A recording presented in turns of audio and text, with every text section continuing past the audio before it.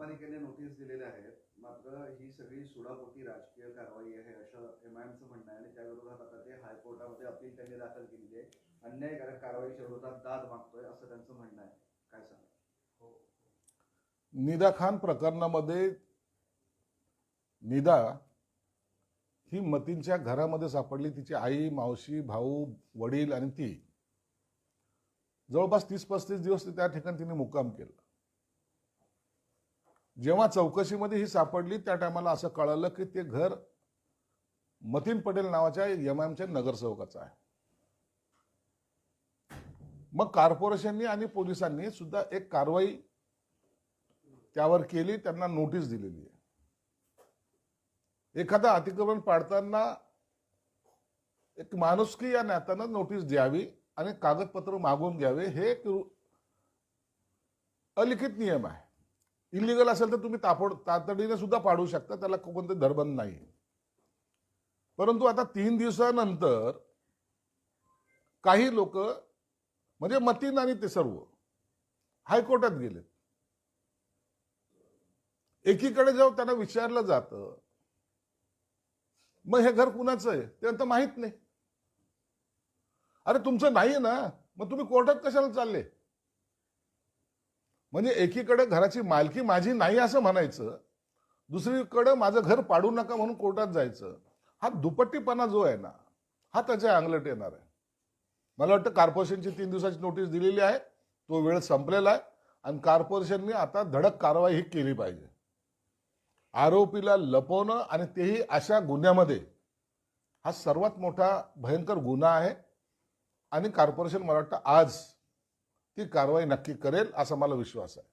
तुम्ही अनेक आरोप केले इम्तियाज जलीलवर, मात्र त्यांची कुठलीही चौकशी अद्याप सुरू नाही आहे. सध्या ते टाळतायत बोलणं, पण मामले में निदा खान को फंसाया जा रहा है. ये जो ओवैसी ने बोला है वो खुद ही बैरिस्टर है, अच्छे लॉयर है.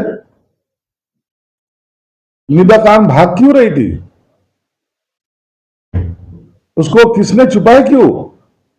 इतने सब होशियार लोग होने के बाद 43 डेज 43 दिन वो भाग रही थी. मुंब्रा गई, मुंब्रा से संभाजीनगर आई. यहां के एमआईएम के ही नगर सेवक ने उसको उसके घर में पनाह दी. 35 दिन वो वहां रही. भाई जब कोई आरोपी नहीं है, बेकसूर है, तो छुपते काय के लिए हो?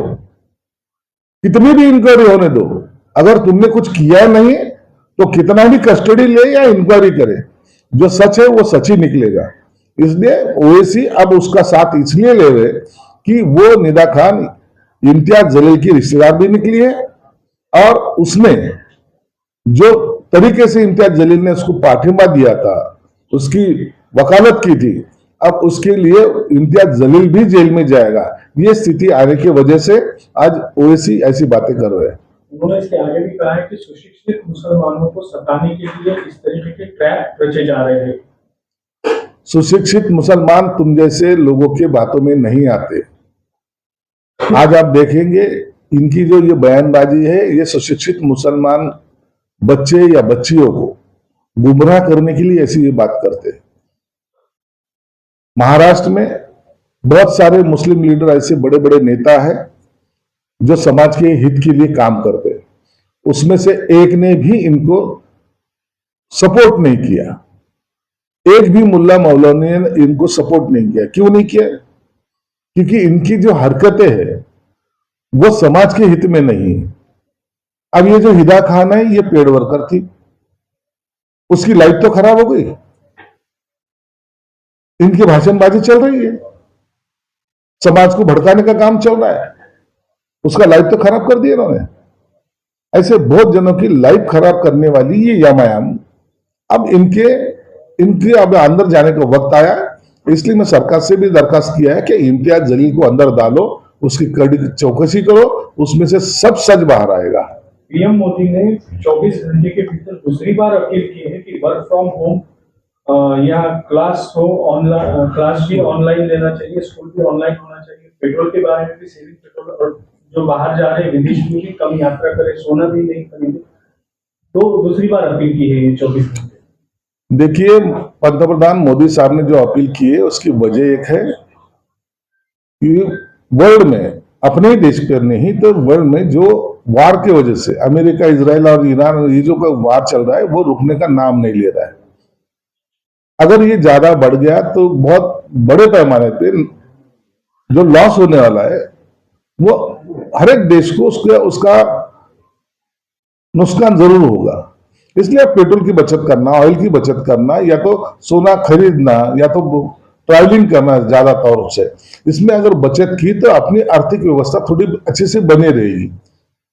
पेट्रोल ऑयल अगर ये सब बचाए तो अपने को ज्यादा तकलीफों का सामना नहीं करना पड़ेगा। ये पॉजिटिव लाइन उन्होंने ली है और इसको सबने समर्थन करना चाहिए, ना कि इसके ऊपर बहस करना चाहिए।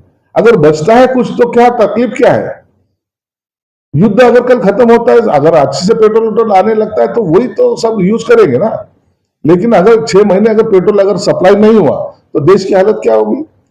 अभी लास्ट मंथ में जब 2 दिन के लिए पेट्रोल का शॉर्टेज ऐसा लग रहा था तो पेट्रोल पंप के ऊपर कई किलोमीटर की लाइन लगी थी। भविष्य में ऐसा न हो, इसलिए पंतप्रधान ने उनकी तरफ से निवेदन किया है। पश्चिम बंगाल में चुनाव के पहले जो है SIR के थ्रू 91 लाख वोटर्स हटाए गए थे। अब क्रमशः मनोज अग्रवाल जो राज्य के मुख्य निर्वाचन अधिकारी थे तथा सुब्रत गुप्ता जो SIR के दौरान स्पेशल ऑब्जर्वर थे, इन दोनों को पश्चिम बंगाल के मुख्य सचिव और मुख्यमंत्री के मुख्य सलाहकार के रूप में नियुक्त किया गया है। वो अग्रवाल ने चुनाव आयोग के माध्यम से जो 51 लाख वोटर को हटाया है, उसमें से किसी ने अदालत में गया कोई? क्यों नहीं गए? क्योंकि पश्चिम बंगाल एक ऐसा द्वार था जहां से बंगाल के लोग, बांग्लादेश के लोग आते थे और पूरे भारत भर में वो अपना नेटवर्क करते थे। आज वो माइनस होने की वजह से जिनके बलबूते पे ममता ये राजकारण कर रही थी वो पूरी ढीली हो गई। इसकी वजह से आज बीजेपी की सत्ता वहां आई और इलेक्शन कमिश्नर ने अच्छा काम किया, इसलिए उसको मुख्य सचिव बनाया गया। तो इसमें कोई दिक्कत वाली बात तो है नहीं।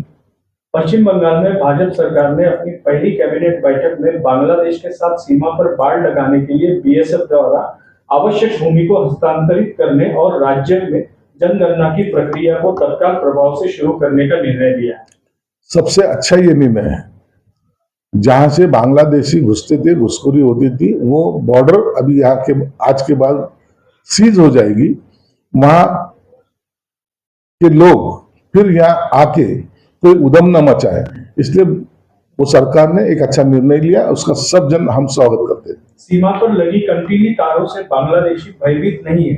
बांग्लादेश के प्रधानमंत्री के विदेश मामलों के सह कलाकार हुमायूं कबीर। भयभीत होने की कोई जरूरत ही नहीं ना। वहां के लोग इधर मत आने दो, हमारे लोग उधर नहीं जाएंगे। भयभीत होने की क्या जरूरत है? सर, अभी जो है जिस तरीके से आपसे सवाल किया गया कि जल जीवन मिशन के तहत यहाँ पे अडुल भी एक गांव है, अडुल गांव का न्यूज सत्र पाई थी। वहां पे सर जो है कुआं है, कुएं के पास तक ही पाइपलाइन आई है, लेकिन वो मिशन के अंतर्गत जो पानी की टाकी बनाते हैं वो टाकी कहीं पे भी नहीं है, लेकिन उस मिशन के नल आ गए। ये जो बोगसगिरी की है, जिस तरीके से ये लोग, कुछ ठेकेदार, कुछ अधिकारी खुद की जेबें भरने के लिए जो काम करते हैं, इनके ऊपर सिर्फ गलत काम करने का ही कलम नहीं तो बहुत बड़ी कलम में लगना चाहिए।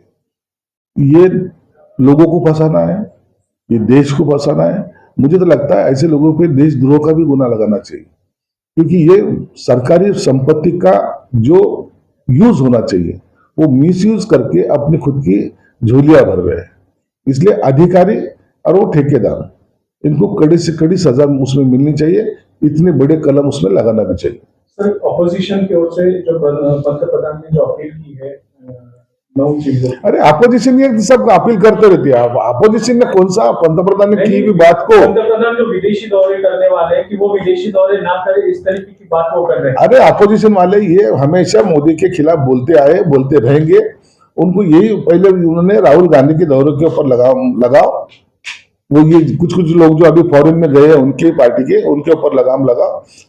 पंतप्रधान जाते हैं तो पूरा वर्ल्ड देखता है कि वो किस लिए जा रहे हैं और क्या काम कर रहे हैं। विदेश में जाना पंतप्रधान घूमने के लिए, गार्डन में घूमने के लिए नहीं जाते। देश की राजनीति, देश के आर्थिक बढ़ावे के लिए कुछ ना कुछ कोशिशें उनकी जारी रहती है।